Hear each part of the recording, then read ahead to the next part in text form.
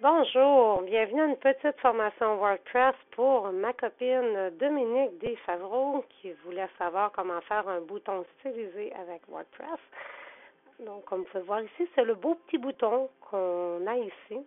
Très, très, très facile à faire. Donc, en première chose, évidemment, on va se mettre en mode modifié.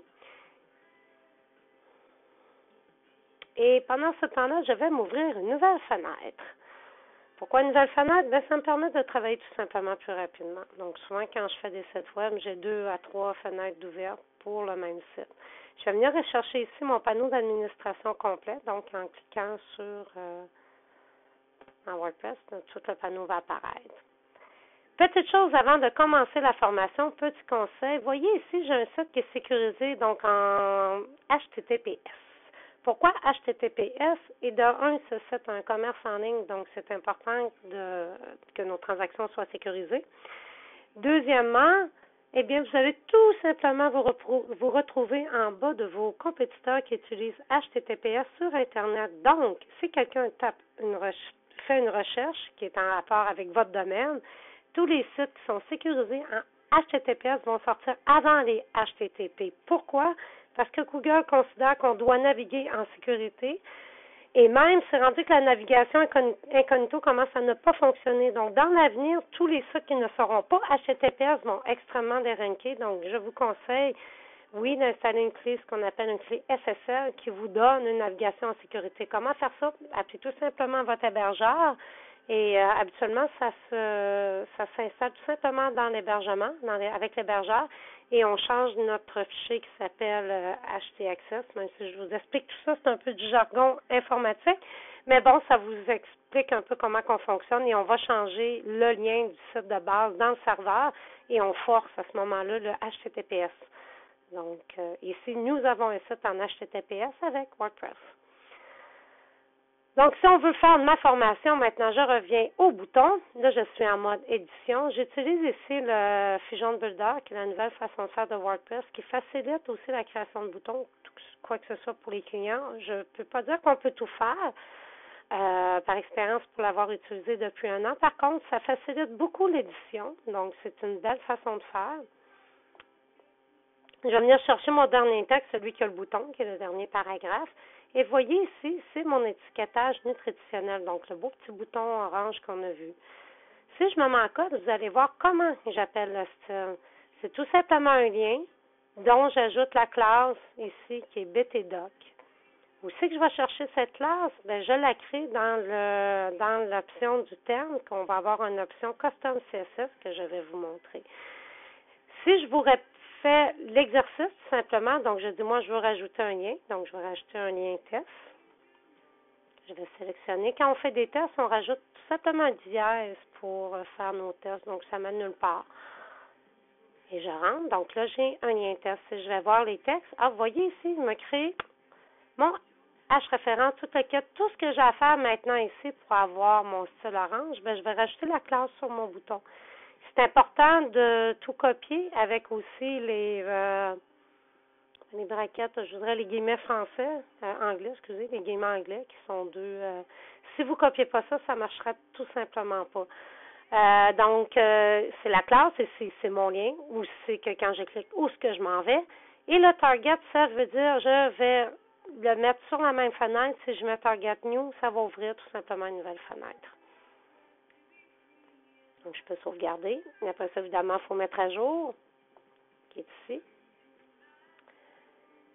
Qu'est-ce qui se passe maintenant? Comment je fais mon CSS? Bon, mon thème ici s'appelle Avada, donc je vais aller chercher mes thèmes options. C'est ici que vous allez trouver le custom, la petite boîte custom CSS.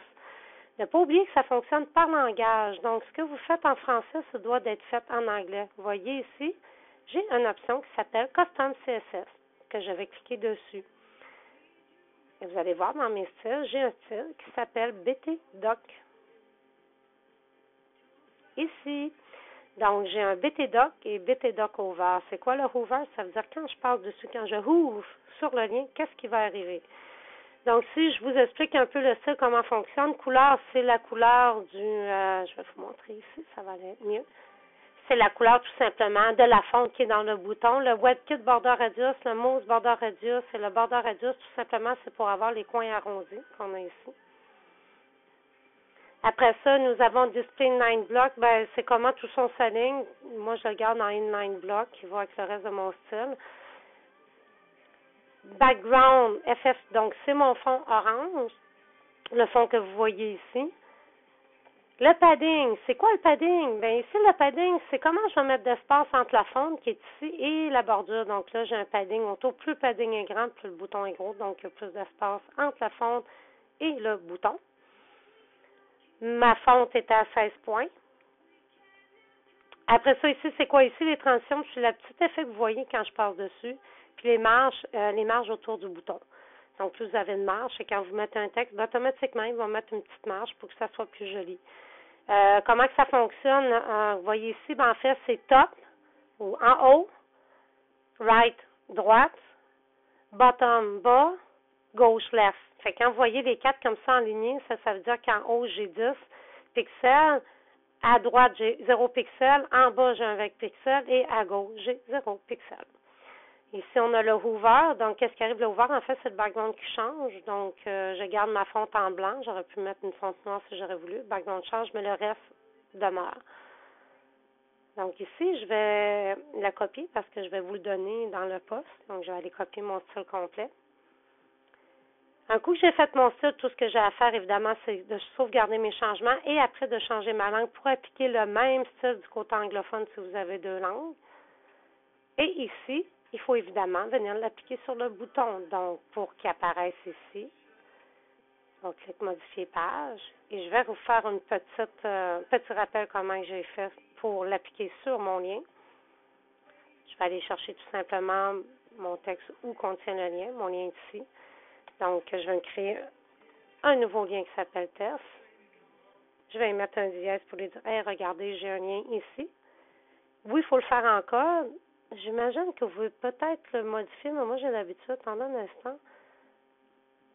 Non, vous voyez, vous pouvez par contre entrer votre adresse web ici si vous voulez, mais pour appliquer le style, il faut vraiment aller en code. Donc, si je vais en code, bien, il m'a créé ici. Vous voyez, il me crée déjà le hash référence, toute la quête. Donc, si vous créez votre lien avec WordPress, vous pouvez tout de suite mettre la page où c'est que ça s'en va, donc le lien où c'est que ça s'en va. Et venir à la main, rajouter votre petite classe. Donc, je vais venir ici, classe, save, sauvegarder, et je vais faire une mettre à jour. Après, on va aller voir ce que ça donne.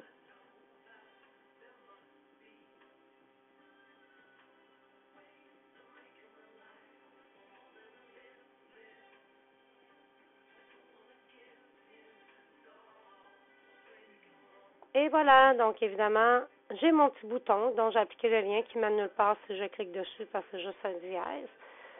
En fait, c'est que ça va reloader la page.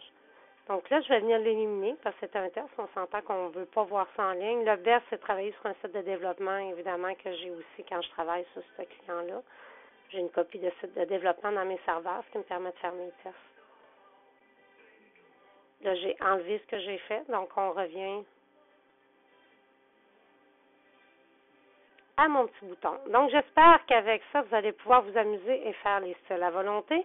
Le petit cône que vous voyez, tout simplement changer les couleurs. Le bouton est déjà fait. Vous avez juste à copier le cône que j'ai fait et changer les couleurs et vous allez pouvoir vous amuser avec votre WordPress. C'est ça. Je vous souhaite une belle journée.